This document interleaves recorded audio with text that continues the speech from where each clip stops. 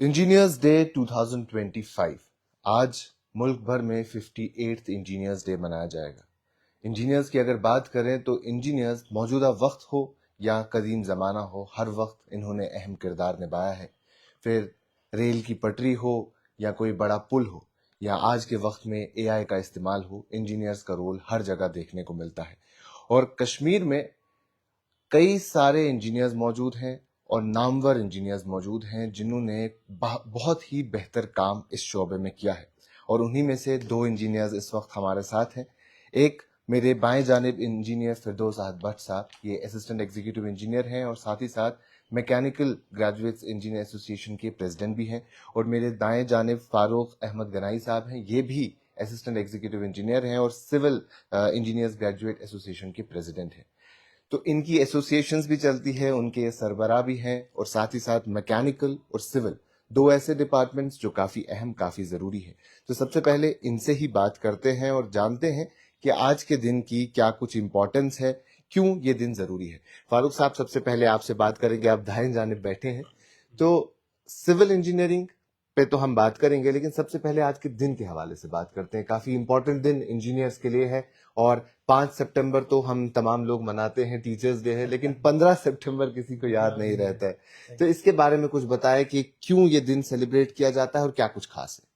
Thank you Shadab साहब, आपका बहुत बहुत शुक्रिया, आप यहाँ तशरीफ लाए और इस बातचीत के लिए। जहाँ तक आपने आज के दिन की बात की, जैसे आपने फरमाया कि 5 सितंबर को टीचर्स डे मनाया जाता है, इसी तरह 15 सितंबर को हमारे मुल्क में और हमारे साथ साथ एक दो और पड़ोसी मुल्क में जैसे श्रीलंका है, बांग्लादेश है, वहाँ पे भी ये इंजीनियर्स डे मनाया जाता है। ये दिन मनाया जाता है in the celebration of the achievements of the deliverance of the engineers, to recognize the services that the engineers render to the society and contribute in the nation building. Besides, in commemoration of the veteran stalwart of engineering fraternity, a civil engineer known by the name of Bharat Ratna M. Visvesvaraya sir, तो वो हमारे देश के, यानी आप ऐसे समझे कि हमारे देश में वर्चुअली इनको फादर ऑफ इंजीनियरिंग माना जाता है।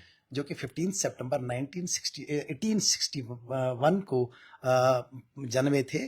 तो फिर उन्होंने बेंगलुरु के इंजीनियरिंग कॉलेज से इंजीनियरिंग की तरबियत हासिल की। फिर उन्होंने आगे चल के उनकी अपॉइंटमेंट हो गई थी ब्रिटिश रूल में एज असिस्टेंट इंजीनियर। चलते चलते वो हम बहुत सारे अहदों पे तैनात रहे।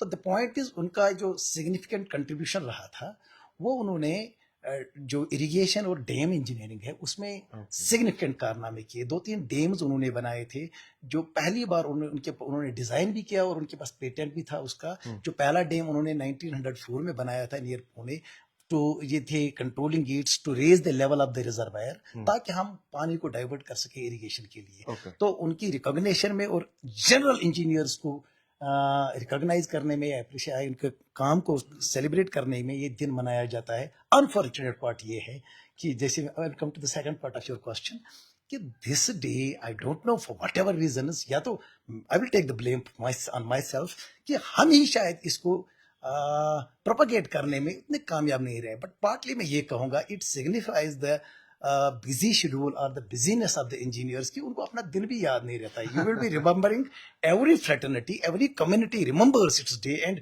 महीनों पहले से उसकी तैयारियां शुरू करते हैं टू सेलिब्रेट इट। बट आपको मैं आज बताऊंगा कि आज के दिन भी when it is our day, 90% of our members are on sites and I say it with pride and dignity कि वो आज के दिन भी अपने वो त्यौहार को भूल के लोगों की सर्विस में लगे हुए हैं। And I am conveying from this platform में उनको आज के दिन की शुभकामनाएं देता हूँ, मुबारकबादी देता हूँ। उम्मीद है कि ये दिन आगे चल के आपके ताउन से अच्छी तरह से बिल्कुल। तो जैसा फिरदौस साहब इन्होंने कहा कि आज के दिन भी कई सारे लोग काम कर रहे हैं, लेकिन एक फंक्शन यहाँ आज होने जा रहा है, उसके बारे में बताएं। क्या कुछ खास, क्या कुछ अहम इस प्रोग्राम में देखने को मिलेगा? बेसिकली फारूक साहब ने तो पूरा इसका हिस्टोरिकल बैकग्राउंड भी बताया। It's a salute and tribute to our engineers to their dedication in the present era in the name of Visvesvaraya. Simultaneously आज पूरे इंडिया में हर जगह फंक्शंस होंगे, institution of engineers, different platforms, colleges, engineering colleges में हो जाएंगे। श्रीनगर में बहुत बड़ी फंक्शन होने वाली है जिसके कोलैबोरेटर हम हैं, सिविल फ्रेटर्निटी और मैकेनिकल फ्रेटर्निटी। वो institution of engineers church lane में होगा और वो 2 बजे स्टार्ट होगा। Honourable CM will be present there and a policy document will be served unveiled there which has been framed by the experts who are always the member of the institution of engineers। उनका एक policy document होगा regarding all the very very crucial जो हमारे projects हैं, चाहे flood के related हैं, उनके बारे में जो उनका फीडबैक है ग्राउंड से, वो भी वहाँ पे उसके ऊपर डिस्कस किया जाएगा। तो एक चीज यहाँ काफी अहम होती है, जब भी इंजीनियर्स के हवाले से बात की जाती है, मौजूदा वक्त में तंज भी किया जाता है कि अगर हम पत्थर मारेंगे तो इंजीनियर को लगेगा कि इतने सारे इंजीनियर्स बन गए हैं, लेकिन जरूरत भी काफी ज्यादा है। तो जम्मू कश्मीर में क्या कुछ सिनेरियो है प्रेजेंट टाइम में इंजीनियर्स के फ्यूचर के हवाले से, कितना ब्राइट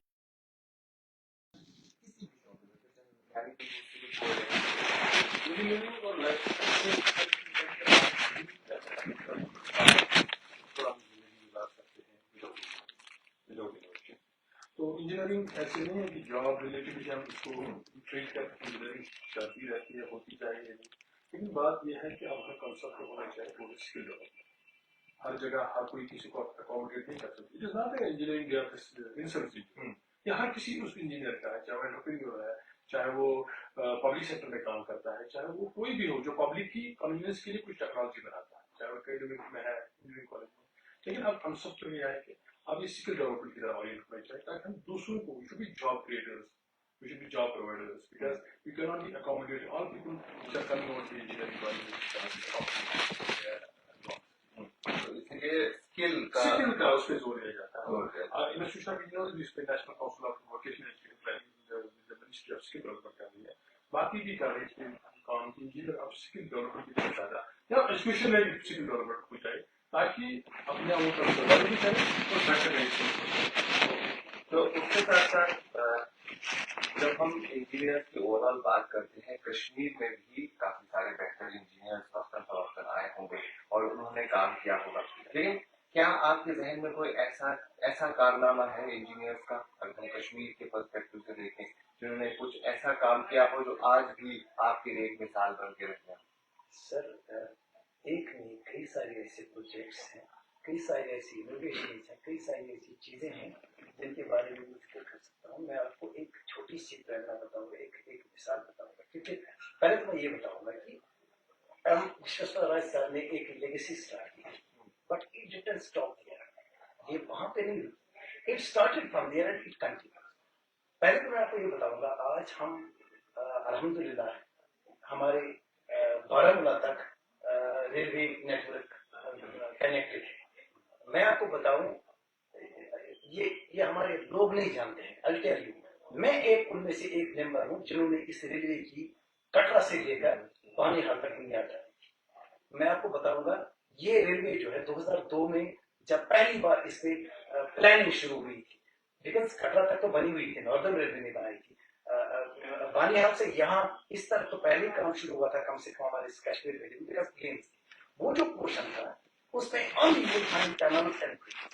उस पोर्शन में मेरे साथ साथ there were 52 engineers appointed from JNK who were working on that project, जिन्होंने उसका लेआउट डाला था, जिन्होंने उसकी बेसिक सर्वे की थी और काम भी स्टार्ट किया था। मैं आपको बताऊंगा, जिस इस वक्त हमारे मतलब आप देख रहे होंगे संगलदान एक स्टेशन बना हुआ है, that is a major station. उस मेजर स्टेशन में 1032 कनाल जमीन की, वो इट वाज नॉट लाइक जैसे ये अभी दिख रहा है, ये पूरा एक पहाड़ था, पूरा एक स्लोपी टेरेन था और इन 1000 कनाल में एक मकान था, एक मास्टर जी का। वो मकान एक्वायर करके रेलवे ने लिया था। वो सारी जमीन उस स्लोप को जब हमने शुरू किया था, मेरे साथ के इदरीस साहब थे इंजीनियर अनंतनाग के, तो वो शायद इस वक्त कॉस्ट में काम कर रहे हैं। हमने और बाकी हमारे बहुत सारी टीम थे कश्मीरी, हम इंजीनियर्स ने उसकी सर्वे करके वहां पे उसका प्लान जनरेट करके हायर अथॉरिटीज को, नॉर्दर्न रेलवे को सबमिट किया। यहाँ पे एक मेजर स्टेशन बनेगा जहाँ पे 702 रेजिडेंशियल क्वार्टर्स ओनली बन रहे हैं और मेजर स्टेशन है। मेजर स्टेशन ये होता है कि जहाँ पे कंपल्सरी रुकना है, जहाँ लॉन्ग हार्ड होता है, जहाँ पे बोर्डिंग डिबोर्डिंग होती है, मतलब मेजर स्टेशन नंबर। ऐसा एक और प्रोजेक्ट है, आपको याद होगा किशनगंगा पावर प्रोजेक्ट है गुरेज। ये प्रोजेक्ट बना था तकरीबन 25 साल तक। लास्ट एंड में जब इसकी कमीशनिंग करनी थी, वहां से 58 क्यूमेक्स ऑफ वाटर आ रहे थे, लेकिन एनएचपीसी को पता नहीं था कि ये पानी हम डालेंगे किस।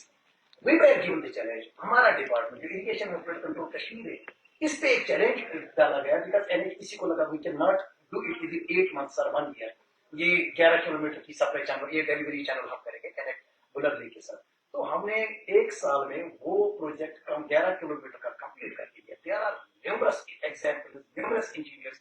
मैं यहाँ पे सिर्फ एक शॉर्टकट में एक अर्ज करूंगा। प्रॉब्लम ये है कि हमारे काम को कहीं ना कहीं हम, मैं फिर से कहूंगा, we could not showcase our work because our media fraternity has always been busy in the bigger issues, इससे भी बड़े-बड़े issues, तो जिनके सामने this is a place where we have many things to showcase।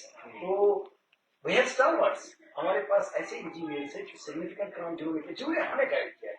But first and foremost एक किताबों में पढ़ के फिर जिसने काम किया होगा फील्ड में, वो फर्स्ट हैंड एक्सपीरियंस आपको, मैं इससे बात कर रहा हूँ, you are experiencing the journalism. ये चीज है, देयर आर ट्रेमेंडस। हम प्लान कर रहे हैं, तो कि इस चीज को हम कोशिश करेंगे आने वाले दिन में एक मैगजीन करेंगे हम क्वार्टरली, जिसे हम शोकेस करेंगे अपने काम। ओके, तो फिर साहब जैसे इन्होंने रेलवे की बात की, जब हम श्रीनगर में बात करते हैं तो स्मार्ट सिटी हमारे जहन में सबसे पहला एक सवाल आता है कि क्या स्मार्ट सिटी में प्रॉपरली काम हुआ है, क्या स्मार्ट सिटी में कुछ परेशानी है। और 2023 हो 22 हो, तब से जब से ये प्रोजेक्ट शुरू हुआ तब से इस पे बात हो रही है। आप स्मार्ट सिटी प्रोजेक्ट को किस तरीके से देखते हैं, क्योंकि आप उसका हिस्सा रहे हैं? मैं दोनों फारूक साहब ने बहुत अच्छा बोला है, लेकिन यही बात ऐड करनी होगी कि जो हमारा जम्मू कश्मीर स्पेशली है, डिजास्टर हो, फ्लड हो, इसमें हमेशा एक बेसिक रहता है, इसकी टोपोग्राफी डिफरेंट हम जाएंगे, तो इसमें भी चैलेंजेस आते हैं आए दिन, हर दिन डायनेमिक चैलेंज आते हैं इसके। कोविड जैसा ही चैलेंज, जम्मू कश्मीर भी एक स्टेट ऐसी थी जहाँ पे एफिशिएंसी आपको नहीं मिली, नहीं और कोई क्या नहीं। हाँ, तो उसमें सिविल मैकेनिकल का जरूरत है। तो अब स्मार्ट सिटी का मैं तो उसमें नहीं बोलूंगा, स्मार्ट सिटी भी है, ड्रेनेज इसमें काम, क्योंकि स्मार्ट सिटी अभी प्रोजेक्ट कंटिन्यू पूरा कंप्लीट, लेकिन इंप्रूवमेंट इतनी आई है कि, लेकिन अब एक्सपेक्टेंसी लेवल लोगों की बहुत ज्यादा है कि बारिश पड़ेगी तो ये एक ही घंटे आधे घंटे में साफ होना चाहिए। ऐसा भी नहीं, आप देखिए जो शहर बड़े तरक्की आता है, डेवलपमेंट है, मुंबई है, बेंगलोर है, बाकी मेड्रास है, या यूरोप में भी कहीं बर्फ पड़ती है, बारिश पड़ती है तो रिस्पॉन्स टाइम मैटर। तो रिस्पॉन्स टाइम में मुझे लग रहा है इन्वेंट्री मशीनरी ऐसी लाई है कि वो बड़ी स्मार्ट तरीके से आप लोगों की कन्वींस, लेकिन जब प्रोजेक्ट कंप्लीट हो रहा है तो smart city the concern with the okay, तो आपने ड्रेनेज की बात, शहर श्रीनगर में अगर देखें तो ड्रेनेज एक बहुत बड़ा कंसर्न रहता है, क्योंकि हमारे जम्मू कश्मीर में सबसे बड़ा शहर श्रीनगर में भी ड्रेनेज का मसला रहता है। श्रीनगर में बारिश अगर 2 घंटे होती है तो काम खत्म हो जाता है। फिर चाहे वो डाउनटाउन का इलाका हो, जिसे हम प्लान कहते हैं, या अपटाउन हो, जो प्लान कहा जाता है, प्लान शायद, तो ड्रेनेज का इतना मसला क्यों है और मौजूदा वक्त में क्या कुछ किया जा सकता है कि हमारा ड्रेनेज सिस्टम बेटर हो? बेसिकली एक तो अपग्रेड मशीनरी होगी बहुत इंप्रूवमेंट आएगा। 4 जो डिस्ट्रिक्ट अराउंड सिटी डेवलप होते हैं, अलॉन्ग स्टैंडर्ड पावर और लेकिन साइमल्टेनियसली सेंटर होगा loss because of very inconvenience. जब भी जो ड्रेन का लगे सोचें जिसमें से वाटर आता है, वो उसको ब्लॉक होते हैं। जब ये अचानक बारिश होती है, जो डिजाइनेड कैपेसिटी उससे ज्यादा हाई बारिश होती है, अदर थिंग्स क्लाइमेटिक चेंज हो, लेकिन वो भी हवा करते हैं, वो पानी नहीं आता है। अगर वो ब्लॉक हो जाते हैं तो वाटर लेवल रिस्पॉन्स टीम वहां पहुंचता है, तो ये जेट ये रिस्पॉन्स देता है। और लेकिन अभी काम भी चल रहा है स्मार्ट सिटी में, आधी जगह भी कंप्लीट रह नहीं है, सीवरेज नहीं, मास्टर प्लान बन रहा है, मास्टर प्लान ड्रेनेज के लिए, सिटी के लिए मास्टर प्लान कंसिडरेशन है, प्रोसेस है।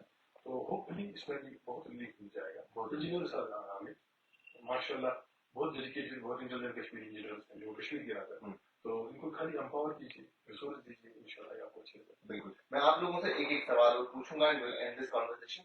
सबसे पहले जब हम सिविल की बात करते हैं, जब कंस्ट्रक्शन होती है रोड की, फ्लाईओवर्स की, तो कश्मीर में इतना वक्त क्यों लगता है ये फ्लाईओवर बनने में, ये सड़कें बनने में? क्या यहाँ के क्लाइमेट इसमें कहीं ना कहीं रिस्पॉन्सिबल है, या कोई और चीज है रिसोर्सेज के हवाले? अ, देखिए, आपका काम है, I should never tell you how to conduct and how to organise this program because it is your domain. I am suppose to sit here and answer your questions. Then what will be the outcome that is in your hands. You know that how to deal it. इसी तरह हमारी problem ये है कि हम, मैंने कहा ना, एक प्रोजेक्ट में मुझे फ्रीडम मिली थी काम करने की. That was again this mission वाला project. It was complete freedom थी इसमें हमें. ये टाइम लैप्स हमने 8 महीने में, एक साल में ज्यादा से ज्यादा, मतलब 11 किलोमीटर का प्रोडक्शन वर्क किया, रिवर ट्रेनिंग वर्क किया. हमारे यहाँ इसमें पोस्ट ऑप्टिक इश्यूज होते हैं. सबसे पहली बात है कि आम जनता को तुरंत चाहिए उसकी मतलब कंप्लीशन और उसका आउटकम, लेकिन उसमें हमारे बहुत सारे इश्यूज आते हैं. नंबर वन, सबसे पहली बात है इसका प्लानिंग जो है, जो जो जो आम लोगों को पता नहीं होता है कि how the planning of the project goes. उसमें सबसे पहली ये है कि we should leave it to the engineers to plan. और उसमें दूसरी बात है, हमें रिसोर्स को अच्छी तरह से पहले आइडेंटिफाई करना है, फिर एनालाइज करना चाहिए. प्रॉब्लम ये होती है कि आई अभी मुझे कहा गया था आप मुझे इसका बनाने के लिए सबसे ज्यादा है उसकी सर्वे करनी है. प्रॉब्लम ये होती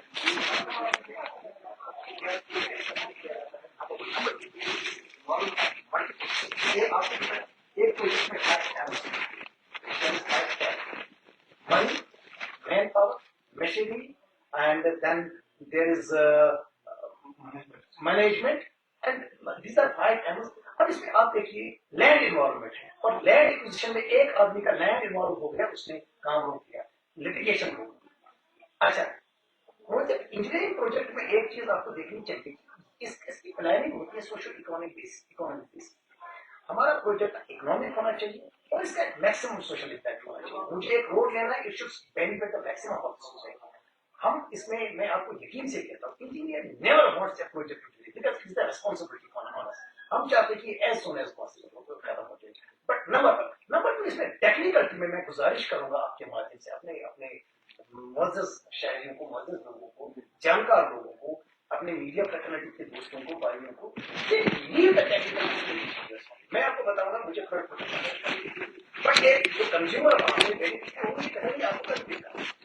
मुझे टेक्निकल कहते हैं कि नहीं, थर्ड वर्ग में आप रिजिड कंस्ट्रक्शन नहीं कर सकते, मुझे वहां फ्लेक्सिबल कंस्ट्रक्शन बनाना है. बट जो कंज्यूमर है, वो जो आवाम निकलती है, वो कहते हैं 4-10 लोग जमा हो गए और एक इन्फ्लुएंसर आएगा, वो बोलता है नहीं आपको कंप्लीट करना है.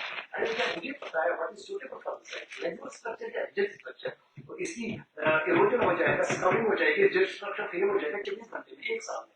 फ्लेक्सिबल स्ट्रक्चर की ये हो जाएगी, टिल्ट हो जाएगा फिर. तो ये technical engineers give us a little bit of, give a man a horse, give us horse, allow us ride. वो उसकी जो लगाम होती है ना, लगाम को हमारे आगे के पास है. मैं आपको बता रहा हूँ, मैं अथॉरिटी के साथ, विश्वास के साथ कहता हूँ. आपके हमारे यहाँ जेजेएम का प्रोजेक्ट था, मैं आपको बता रहा हूँ, जेजेएम 2022 में शुरू हुआ था. द हाईएस्ट प्रोग्रेस उसने हमारे जेएमके में है. मैं डिटेल्स उसकी नहीं बता सकता हूँ, मुझे नहीं पता है, पर मैं आपको इतना बताऊंगा, जहां जिस एरिया में एक भी फिल्ट्रेशन प्लांट नहीं था, रैपिड सैंड फिल्ट्रेशन प्लांट नया कंसेप्ट है. आज आप देखेंगे हर एरिया में 5-6 rapid sand plant every day there are inaugurations. So we are working on it. But थोड़ा उसमें अगर इंटरफेरेंस कम हो जाए और उसमें तनकीद नहीं बजाय, वो कहते हैं ना, तनकीद बराए तनकीद तामीर हो जाए, तो हम आपको यार कमिटेड, मैं आपको कितना बताऊंगा, विश्वास हो रहा है सर, 101 साल मैं एट द एज ऑफ 52 वो एंटी डिप्रेसेंट्स लेता हूँ. मेरी लाइफ एक्सपेक्टेंसी 60 या 70 ईयर्स रहेगी. वाई?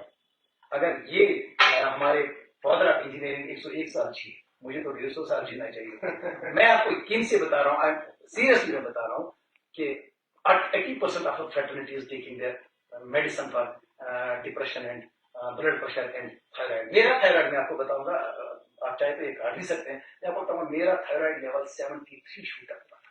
कितना? 73. जब मैं सोलह गया टेस्ट करने के लिए, डॉक्टर ने कहा कि आपका 73 है. मैंने कहा इट्स इम्पॉसिबल, क्योंकि 0.5 to 5.5 रेंज है. जिसका 8 होता है तो वो रोता रहता है, कहता है कि मेरा थायराइड है, मुझे पेन होती है. 73 पे मेरा क्या हुआ होगा मैं आपको बताऊंगा. मेरे पास अभी भी शायद टेस्ट मौजूद है. 2011-12 में मेरा 73 थायराइड हुआ था. आप इमेजिन करिए 73 थायराइड लेवल पे मेरा TSH में क्या हुआ होगा. The reason was only depression and only this pressure. तो बेसिकली आप चाहते हैं कि इंजीनियर्स को पूरी फ्रीडम दी जाए और रिजल्ट और बेहतर होंगे. फ्रीडम 100% रिजल्ट्स इंप्रूव हो जाएंगे. मैं कहता हूँ रिजल्ट कंप्लीशन में, और साथ में इट्स अ कोऑर्डिनेटेड वर्क. ये आप देखिए हमारे डीसी साहब जो होते हैं वो नोडल ऑफिसर होते हैं इंटर डिपार्टमेंट्स के. वो उनका मेन जो इसमें हमारी सरबराही रहती है कि इंटर डिपार्टमेंट जैसे रेवेन्यू है, फॉरेस्ट है, एग्रीकल्चर है, इंजीनियरिंग है, हमारा प्रोजेक्ट उसमें मल्टीपल इन्वॉल्वमेंट्स होती हैं. तो उनको चाहिए कि उसमें तालमेल बनाए और हमें अर्लीस्ट पॉसिबल टाइम दिया जाए. नंबर आपको पता है इसमें अर्लीस्ट स्टार्ट टाइम पे अर्लीस्ट फिनिश टाइम होता है. हमारा टारगेट होता है अर्लीस्ट फिनिश टाइम पे कंप्लीट करना. बट कहीं ना कहीं मैं आपको बताऊंगा इंजीनियर्स आर डिजेक्टेड. मैं खुद dejected. I am telling you after discharging my services 2002 में मैंने रेलवे में काम किया था. आज 2025 है तो शायद 23 साल हो गए. 23 साल के बाद मुझे I am not satisfied with my I am a technocrat. I am a professional. मैंने इंजीनियरिंग की है. I should have been very much satisfied after 25 years. कहाँ है ये? That needs to be identified. और हमारे आवाम को चाहिए. मैं चाहता हूँ कि मुझसे कोई पूछे कि भैया तुम्हें क्यों डिप्रेशन हुआ है, तुम्हारा क्यों थायराइड ऊंचा हो गया था. बिकॉज कहीं ना कहीं हमें वो कंडीसिव माहौल नहीं मिल रहा है, और हमारे लिए इंजीनियर के लिए conducive atmosphere is very important. Thank you. तो फिर साहब अब आपसे एक चीज पूछना चाहूंगा. आपने शुरू में भी कहा, इन्होंने भी उस बात की तरफ हिंट दी कि इंजीनियर्स को एक तो लगाम उनके हाथ में होनी चाहिए, फिर जाकर वो बेहतर काम कर पाएंगे. साथ ही साथ आपने जिक्र किया कि हमें रिसोर्सेज दीजिए फिर आउटकम आप देखेंगे. क्या रिसोर्सेज की कमी है, क्या रिसोर्सेज होने चाहिए आपके पास? बेसिकली जब आप एम्पावर करोगे फैकल्टी को तो रिजल्ट ऐसे बेटर है. मैंने पहले बोला कि जो टोपोग्राफी है जम्मू कश्मीर की उसमें इंजीनियर्स को डिफरेंट रोल है. तो इसमें रिसोर्सेज चाहिए कि कोई एक्चुअल चार्ज नहीं होना चाहिए. और vacancy should be filled immediately urgently. जो भी जूनियर इंजीनियर लेवल पे जो भी वैकेंसी है जिनको या कुछ किया जाए वो. और जैसे कि फारूक साहब ने बोला कि technical freedom give him the technical give him the responsibility then accountability. अगर कल उसका फेल हो गया तो कोई एक्सक्यूज नहीं होगा. There should be no interference from different corners. तो कितना रिजल्ट बेहतर होगा अगर पूरी फ्रीडम दी जाएगी? जैसे आप हर किसी प्रोफेशन में कहते हो कि हम नहीं कहेंगे we are God, we are engineer. और हमारा एक है कि हमें रिजल्ट देने हैं अपने ही प्रोजेक्ट में आउटकम वो पब्लिक का वेलफेयर. एंश्योर कीजिए कि अगर इसको बिल्कुल होगी. आजकल अकाउंटेबिलिटी है, आजकल ऑनलाइन टेंडरिंग है, आजकल ऑनलाइन बिलिंग है, आजकल जियोटैग फोटो जॉब की है. 100% मैं कह रहा हूँ कि the best project you can deliver to player empower. Okay, thank you so much. Sir एक चीज मैं यहाँ पे अर्ज करता हूँ. मेरे साथ कल कर्नाटका के एक रिटायर्ड इंजीनियर साहब बात कर रहे थे. वो वहाँ पे चीफ इंजीनियर कर रहे थे. वो भी यही बात कह रहे थे कि जब हमारे घर में कोई बीमारदारी होती है तो वी डोंट सी कि हमें ऑपरेशन पे इकोनॉमिक कौन सा डॉक्टर.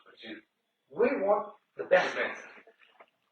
ये हमारे केस में अप्लाई नहीं होता है. हमारे केस में है कि हमारे पास एक लिमिटेड रिसोर्स है, उस लिमिटेड रिसोर्स में बेटर बनाना है. हमारे पास ये फ्रीडम नहीं है कि बेस्ट इंजीनियर को हायर करें. हम 1 करोड़ का प्रोजेक्ट 10 करोड़ में तो अच्छी जाहिर सी बात है नहीं. I have to take care of. अभी आज के दिन में कंक्लूसिवली मैं ये बताऊंगा, आज जब इंजीनियर्स डे है मैं चाहता हूँ अपने साथ अपनी फैमिली आपके साथ भी हम ये शेयर करें कि इंजीनियर्स कमिटेड. मैं आपको यकीन बताऊंगा, आप यकीन कर मानिए, मैं दिल से ये कह रहा हूँ. जब हम इंजीनियर्स काम करते हैं ना तो हम जानते हैं इसकी रेलिवेंस. ये एक इबादत है. किसी को पानी पहुंचाना एक इबादत है, किसी को सड़क पहुंचाना एक इबादत है. बर्फ जब 6 फुट 5 फुट की बर्फ गिरती है तो एक बीमार को अस्पताल तक पहुंचाना ये इसकी जिम्मेदारी होगी. इस पर इबादत समझ रहे हैं.